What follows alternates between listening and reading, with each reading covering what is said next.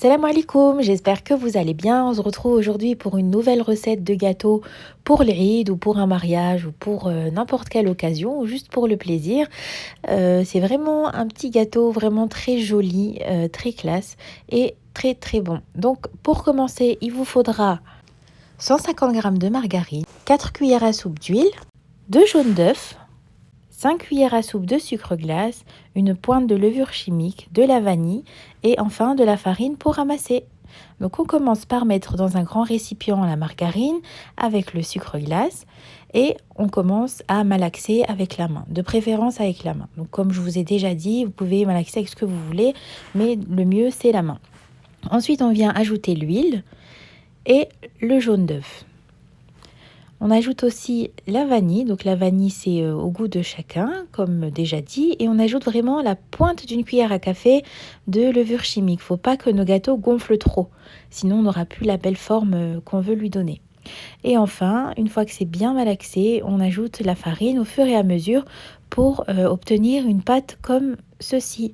Donc il ne faut pas qu'elle colle, il faut que ce soit bien mou et voilà. Donc sur un tapis de travail, on vient saupoudrer de farine et on ajoute notre pâte qu'on va venir fariner légèrement. Donc on farine aussi notre rouleau pour pas qu'il colle à la pâte, comme ceci. Moi je le fais rouler sur mon tapis de travail et j'ajoute un peu de farine sur ma pâte pour pouvoir l'étaler facilement, comme ceci. Il ne faut pas l'étaler trop, mais pas trop fin non plus. Ensuite, je prends mes petits emporte-pièces que j'ai trouvés sur le site de perledorée.fr et je commence à faire mes empreintes sur la totalité de la pâte, comme ceci. Et avec une petite spatule coudée, donc je viens délicatement prendre mes petits sablés et je vais les déposer sur ma plaque de cuisson. Et je vais enfourner pendant 15 minutes à 180 degrés, mais à surveiller en fonction de votre four. Une fois qu'ils sont cuits, donc là, je vais essayer de faire des couples de gâteaux, donc ceux qui ont plus ou moins la même taille, la même forme, et je vais les assembler. Ensuite, je prends mon coulis de caramel au beurre salé, toujours sur le site de Perle Dorée. Je vais venir en déposer entre chaque gâteau. J'en mets pas trop, ni trop près des bords, pour pas que ça coule et que ça déborde. Et je fais ça avec tous mes gâteaux. Donc ce sera votre farce. Et vous verrez, c'est vraiment délicieux. Ce ne sera pas des gâteaux trop lourds à manger. Franchement, c'est vraiment délicieux à manger et à faire aussi. Donc ensuite, on laisse sécher et pendant ce temps, on prend notre moule plume et de la pâte à sucre blanche.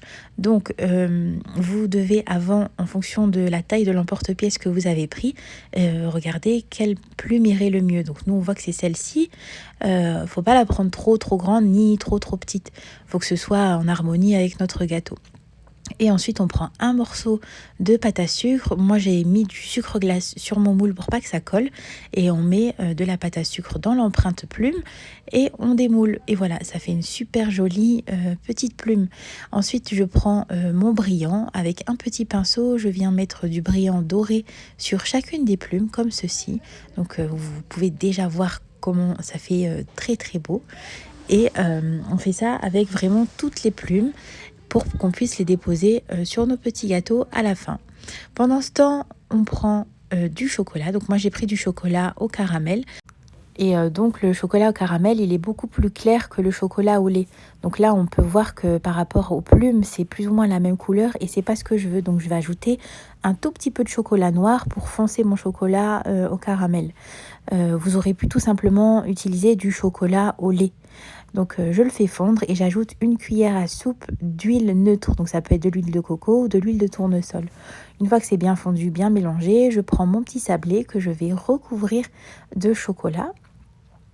Faut bien faire attention qu'il y ait bien du chocolat sur les bords et je tapote sur le bord du saladier pour enlever le surplus et avoir une couche bien lisse.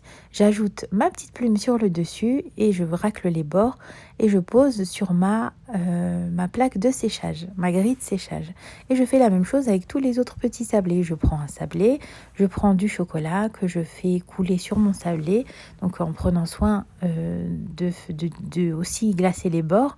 Je tapote et j'ajoute ma petite plume sur le dessus délicatement pour que quand ça sèche, la plume sèche en même temps. Je racle le bord et je pose sur ma grille délicatement, ma grille de séchage, pardon. Et ensuite, je prends une caissette et une tulle, donc toujours sur le site de perledorée.fr. Je prends ma caissette, ma tulle et je dépose mon gâteau au milieu. Et vous pouvez voir la beauté des gâteaux. Franchement, ils sont trop trop beaux. Je suis tellement fière d'avoir réalisé ça. Et je vous souhaite vraiment de faire aussi cette recette pour l'Aïd. Et vous voyez là sur la vidéo comme ils sont tendres. Je vous conseille de le faire parce qu'ils sont vraiment beaux. Ma famille a bien aimé et ça fait vraiment son effet dans une boîte à gâteaux ou quand vous voulez faire un plat pour apporter chez une amie. J'espère vraiment que cette recette vous aidera. J'espère que vous la réaliserez chez vous pour vos occasions ou pour le plaisir. Merci d'avoir regardé cette vidéo. Merci d'être plus nombreux à me suivre. Et merci du fond du cœur. J'espère qu'on se retrouvera très vite pour une nouvelle vidéo. En attendant, laissez-moi un petit commentaire. À très vite. Bisous!